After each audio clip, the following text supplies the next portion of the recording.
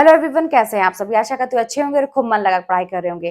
तो मेरे पास ऐसे बहुत सारे प्रश्न आते हैं जिसमें ये पूछा जाता है कि दीदी मैं अब क्या करूं, क्योंकि बिना किसी प्लानिंग के अभी तक पढ़ाई की। अब दिक्कत क्या फंस रही है कि जो सब्जेक्ट से आपने कोई डिग्री हासिल की है उसमें कॉम्बिनेशन नहीं बैठ रहा है। ये सब्जेक्ट है तो इसके साथ ये नहीं है, ये है तो ये नहीं है। और बहुत सारी डिग्रियों को लेके अब ऐसे लोगों को ये लगता है कि अब क्या करें, अब तो बहुत देर हो चुकी है, मेरी उम्र भी निकल गई है, और अब से अगर कोई चीज की पढ़ाई शुरू करेंगे तो फिर बहुत लेट हो जाएगा, कब वैकेंसी क्या, ये बहुत सारी चीजें। और ये लगता है ना कि मेरे पास कमेंट आया था कि ऐसा लगता है कि आगे कुआं पीछे खाई, ऐसा लगता है। और ये होती होती है ये चीजें। देखिए, मैं इसको ना आपको कैसे समझा सकती हूँ, अपने एग्जांपल से मैं समझा सकती हूँ। सेम सिचुएशन मेरे साथ भी थी, क्योंकि मैंने भी बिना किसी प्लानिंग के पढ़ाई की थी। जब दिमाग खुला कि हाँ अब पढ़ना चाहिए, अब बिना पढ़े गुजारा नहीं होगा, क्योंकि कोई करने वाला है नहीं, तब से मैंने पढ़ाई शुरू की और लेट पढ़ाई शुरू की। नहीं तो आज ये जो मेरी जॉब है ना, अभी 3 साल जो मेरी जॉब को हुआ, ये कम से कम 10 साल पहले होना चाहिए था ये चीज। तो मेरे साथ भी लेट हुआ, लेकिन हुआ तो सही। ऐसा तो नहीं है कि मेरी जिंदगी खत्म हो गई। अभी चलिए ठीक है, थोड़ा सा लेट ही सही। मुझसे भी बहुत ज्यादा उम्र वाले जो हैं वो भी अभी तक जॉब नहीं कर रहे हैं। अच्छी बात है कि कम उम्र में लग जाए, लेकिन अगर लेट ही हुआ तो चलो भाई, कुछ तो हम अच्छा करेंगे अपनी लाइफ में, तो इसको इतना निगेटिव लेके चलने की जरूरत नहीं है। मेरा क्या था कि मैंने इंटर तक बायो से मैंने किया था, साइंस साइड था मेरा। उसके बाद ग्रेजुएशन लिया बिना किसी कहते ना प्लानिंग के। हिंदी लिया, इंग्लिश लिया, सोशियोलॉजी लिया। अब सोचिए, हिंदी इंग्लिश सोशियोलॉजी, हिंदी के साथ कोई कॉम्बिनेशन नहीं। ये भी नहीं सोचा कि आगे संस्कृत लेना चाहिए, कोई बताने वाला भी नहीं था। फिर उसके बाद इंग्लिश मैंने 2 साल किया, उसके बाद लास्ट में थर्ड ईयर में इंग्लिश को छोड़ा तो हिंदी सोशियोलॉजी से मैंने अपना ग्रेजुएशन कंप्लीट किया। उसके बाद मुझे हिंदी पसंद थी, लेकिन मैंने जो एमए किया तो सोशियोलॉजी से कर लिया। अब बताइए पसंद मेरी कहाँ है, इंटरेस्ट किस चीज में है और मैं कर क्या रही हूँ। क्योंकि उस समय मेरे सोशियोलॉजी में नंबर अच्छे आ गए थे, तो मुझे लगा कि इससे अच्छा करना चाहिए। और किसी ने बता दिया कि सोशियोलॉजी से अच्छी अच्छी वैकेंसी निकलती है। होता भी ऐसा, ऐसी कोई बात नहीं है, वो भी सब्जेक्ट बहुत अच्छा है। सारे विषय अपने आप में बहुत अच्छे होते हैं। लेकिन बाद में मेरा वही बात है कि जो अंदर से एक हिंदी के प्रति जो लगाव था वो जागा। तो अब जब जागा तो उसके बाद से जब मैंने बीएड करना शुरू किया तो उसमें मैंने हिंदी लिया। अब फिर जब बीएड किया तो वहां पे जब कई लोगों से मिलते हैं, ग्रुप में मिलते हैं, तो अच्छी अच्छी बातें होती हैं। पढ़े लिखे लोगों के बीच में आप बैठते हैं तो ये होता है कि भाई बीएड इंसान क्यों कर रहा है, इसीलिए ना कि जॉब करनी है, इसी पर्पज से, कोई ऐसे तो करता नहीं है। तो वहां पे ये हुआ कि हिंदी के साथ संस्कृत सही है ये टीजीटी के लिए। तो फिर बाद में 2011 में फिर टीईटी आया, तो मैंने पहली बार में सो क्वालिफाई कर लिया था। उसके बाद से क्या हुआ कि फिर मैंने, अब क्या करूं मैं कि जहां से ग्रेजुएशन होता है वहीं से किया जाता है। तो फिर मैंने वहां से 3 साल है ना एक सिंगल सब्जेक्ट से फिर मैंने ग्रेजुएशन किया संस्कृत से। ठीक है, ये भी हो गया। बीच में चीजें एकदम से छूट गई। फिर मुझे ऐसा विश्वास हो गया, जो मेरी लाइफ में थोड़ा सा एक यू टर्न आया, तो मुझे लगा कि अब कुछ नहीं हो सकता। बीच में मैंने कुछ भी नहीं किया, कोई फॉर्म नहीं डाला।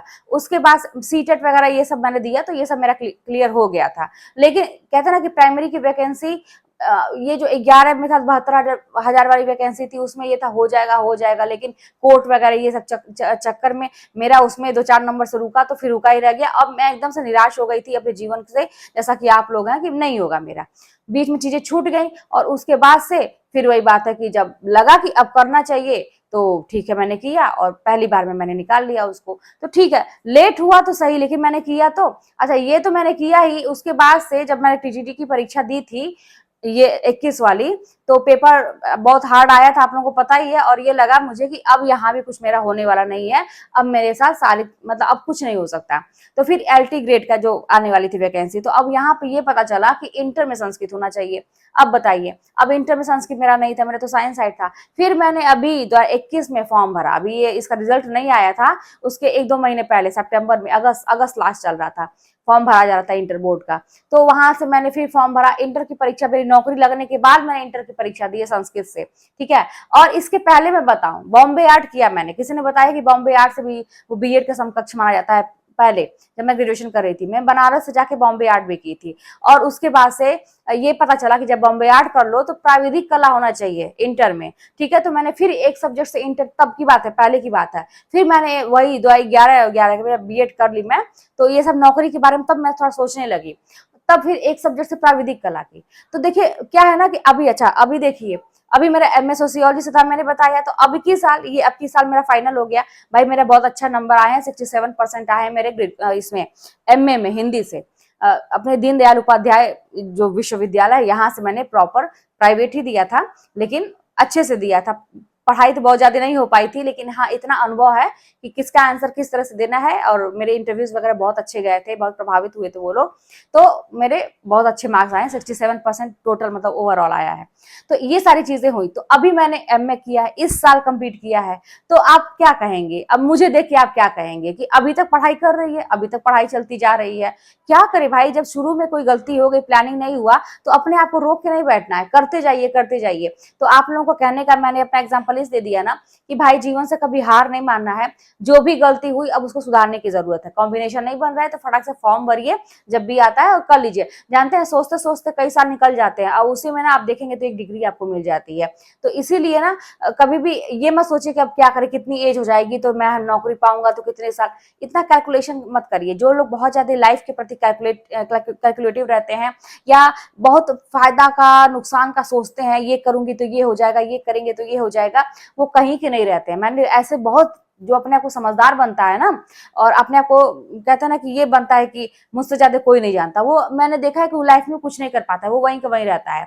लेकिन जो बड़े बेवकूफ से होते हैं, सीधे साधे से, भोले भाले से होते हैं, जिस कहते हैं ना कि लहर में, जिस हवा में जिंदगी बहा रही है उसमें बहते चले जा रहे हैं, जो जो जिंदगी करा रही है वो करते चले जा रहे हैं, वो लोग बड़े सफल हो जाते हैं।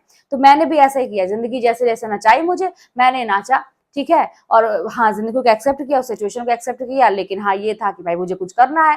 आज की डेट में मेरे पास एक सरकारी नौकरी है, मेरा एक अच्छा यूट्यूब चैनल है, और इसके अलावा बहुत सारी चीजें मैं ऑफलाइन भी कर सकती हूँ। पढ़ाई भी मेरी अभी तक चलती ही रहती है, ऐसे ही चलती रहती है, क्योंकि ज्ञान कभी भी आपका सिर झुकने नहीं देता है। वैसे आज टीचर्स डे है, तो सबसे बड़ी बात है ना कि जो मान सम्मान बच्चों से मिलता है ना, इसकी कोई तुलना ही नहीं है। और अपने जो गुरु, जिस गुरु ने पढ़ाया, उसका ऋण तो किसी जन्म में किया पूरा किया ही नहीं जा सकता है। तो बस वही सारी चीजें है ना, एक जिंदगी बड़ी अच्छी सी हो जाती है। ज्ञान कभी भी आपका सिर झुकने नहीं देती है, बस मैं इतना कहूंगी। तो पढ़ाई करते जाइए, इसका यही तरीका है कि आप जैसे फॉर्म आता है पढ़ते जाइए, और देखते ही देखते देखते ना आपके पास डिग्री भी हो जाएगी, आप एलिजिबल भी हो जाएंगे। और लेकिन अपनी तैयारी भी साथ में चलनी चाहिए कि आपको किस दिशा में जाना है, कहाँ पे क्या करना है, एकदम प्लानिंग के साथ। अभी तक जो गड़बड़ हुई कि आपने कोई प्लानिंग नहीं की थी लाइफ के प्रति, लेकिन अब से आप प्लानिंग के साथ हर एक कदम उठाइए कि आप क्या करेंगे तो उसका रिजल्ट क्या आएगा, आप ये करेंगे तो इसके साथ ये होगा, ठीक है। क्योंकि हमारे करने पे ही हमारा फ्यूचर डिपेंड है। तो ये चीजों को समझिए, और फिर चलिए मिलते हैं नेक्स्ट वीडियो में। कोई बात होगी तो कमेंट के माध्यम से बताइएगा।